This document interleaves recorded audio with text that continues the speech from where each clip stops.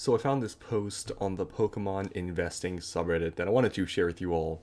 Here, a dad is investing into Pokemon. They are new to it. So in this video, I'm going to read what they have to say, just give them some advice and see, what they're doing here. Is it good? I guess that's kind of an opinion. Let's just see first what they have here. So the title of this post is Go Easy on Me, Just a Dad Here with a Dream. So let's see what they have. What's this dream they're talking about? So as you can see, looks like most of their stuff is probably through retail stores, just by the variety here. So they have one singular collection box, a Mega Latios EX box, some of these tins. They have a Temporal Forces 3-pack blister. Some of these are from, I believe, what is it, Walgreens, CVS, something like that. It's like one of those third-party things. A Lone Prismatic Evolutions booster bundle, an EX Battle Deck. I don't know if it has booster packs or not. It's kind of hard to see. Maybe not. A Phantasmal Flames booster box. That's nice. White Flare ETB, Mega Evolution ETB. Just some singular packs here of is this Mega Evolution? It's hard to tell. Here they just have some of these 15 trick or trade packs. I mean, okay, if you're investing into this, it obviously shows you're new, because if you guys know anything about trick or trade, I mean, will they be worth, something in the future? Sure. But, buying this is probably not the best thing ever and best use of money. Some Phantasmal Flames sleeve blisters and just some random loose packs. Journeys Together, Stellar Crown, Mega Evolution, Phantasmal, and Surging Spark. So, not a lot here. Obviously, it's a start, right? Everyone starts somewhere. Estimated value here is, maybe, let's see. So each of these, like 25, they have like 10 here. So like 50. I would say the estimated value here is probably around $500-$600. So obviously it's not a huge amount. They're just starting, so it's understandable. But let's just see what they have to say in this post, and I'm gonna give my advice to this person, and we'll read the comments. Y'all, go easy on me. I'm new to all of this, but I started slowly gathering things here and there over the past few months. My goal here is to hold onto this stuff for at least 10 years. Now, okay, you know how many people start investing into Pokemon and say they're going to hold for 10, 20 years? It's usually the new people, right? I feel like most people that have been investing into Pokemon usually don't have any like sort of time frames, right? Usually people say, yeah, I take profits here and there when it hits certain amounts just to reinvest in new stuff. I feel like most people that actually invest longer term usually have a strategy like that, where they don't set any, hard set time frames. They say, if I sell, I sell, depending on what happens. I feel like, that's a more grounded take, but most people that are new that never invested or have been investing for years usually will throw out, a large or a long, time frame. So yeah, them saying 10 plus years and they just started, kind of hard to say they're really going to follow through. I have two kids who are 4 and 2.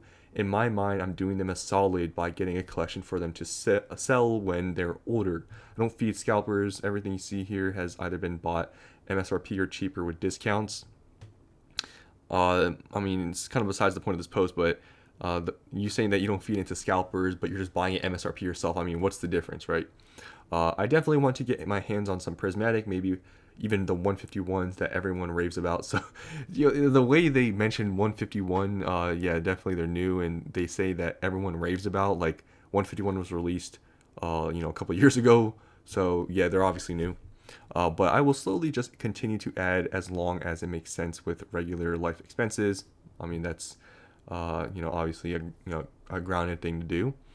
Maybe help with college, car, wedding, etc. Am I crazy assuming that these will have more value, let's say in 10 years or more? I have other things that my kids will inherit, but am I an absolute idiot for having the idea of hanging on to this stuff that long?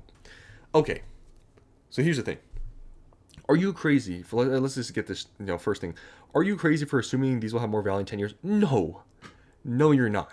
I mean, 10 years is a long time.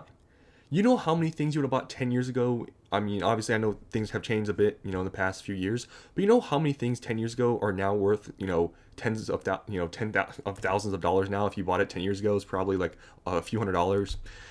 you're not crazy, right? Even this modern stuff, whatever people want to say, it's not going to be the same. The growth is not going to be the same. To some extent, that's true. You can't compare some older things to how things are now and the growth those have seen. But in 10 years, unless Pokemon goes down on a whole as a whole, if Pokemon's still around in 10 years, yes, in 10 years it's going to be worth much more than what it's worth today. 100%.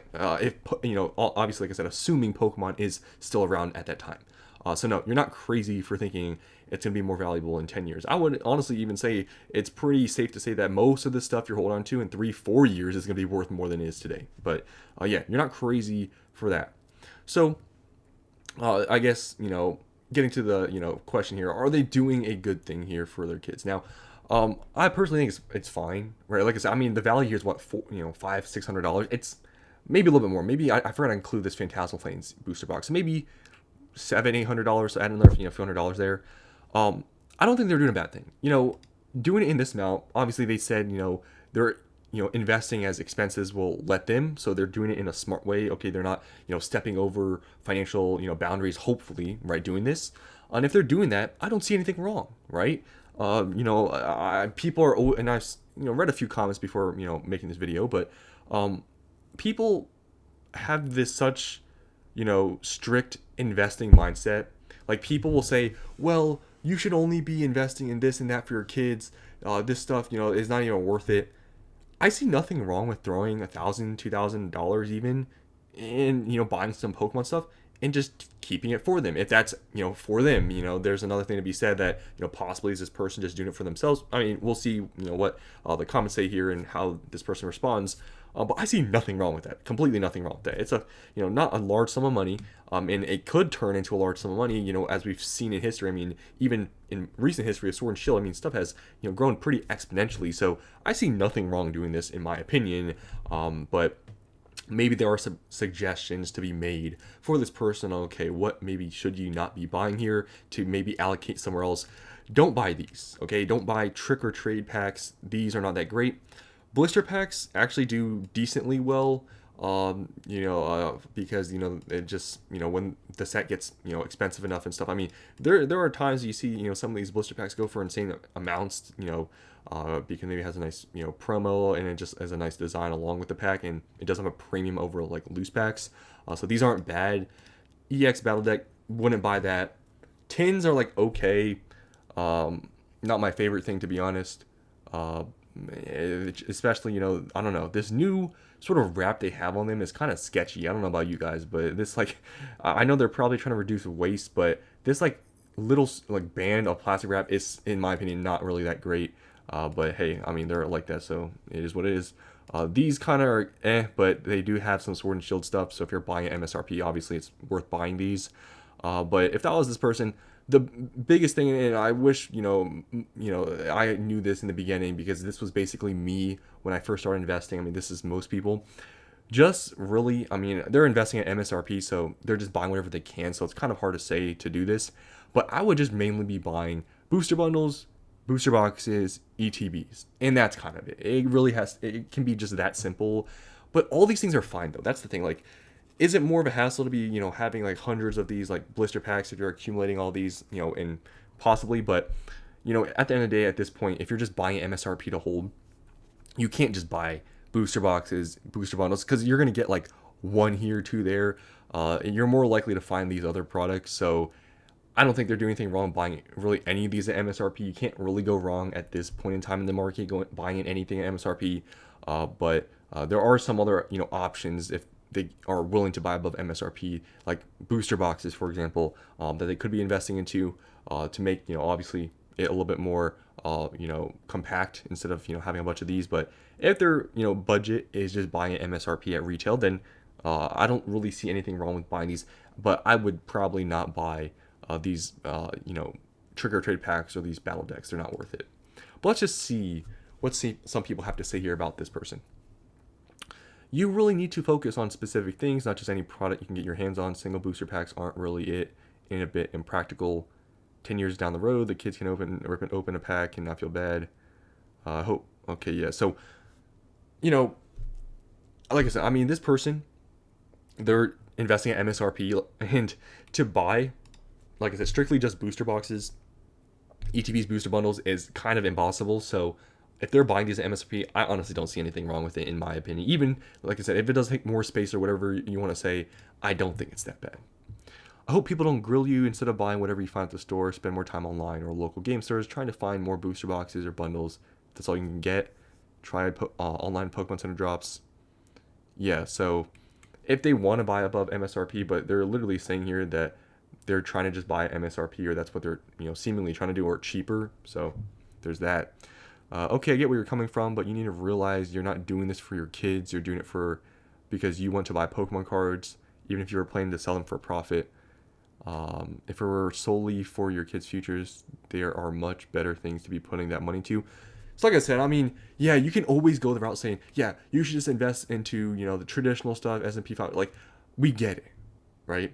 But like I said, I really don't truly see what's wrong with putting a few $100s into a collectible that, at least in, the past 30 years, has gotten more popular over time and things have exponentially grown. I don't see anything wrong. Am I the only one that is like, I guess obviously I invest in a Pokemon, but like, I don't know. People are so critical, I feel like, of investing in a Pokemon. Like, you shouldn't take this serious. You should only be investing into this. This should only be like 1% of your whole net worth. Like, I don't know. That's just me though. Okay, I'm not gonna read the rest of this. They're obviously just talking about, okay, this person saying like, are you just doing it for yourself and you can just invest in traditional stuff? I mean, we kind of get it. Or you could put it in a fund CD. Okay, another person just saying that just invest it into the traditional stuff. And this person's obviously saying no one knows what the future holds for this cardboard. Yeah, I think we all get that. Is there that risk you take, that one day this, maybe brand goes down? I mean, yeah, it's possible.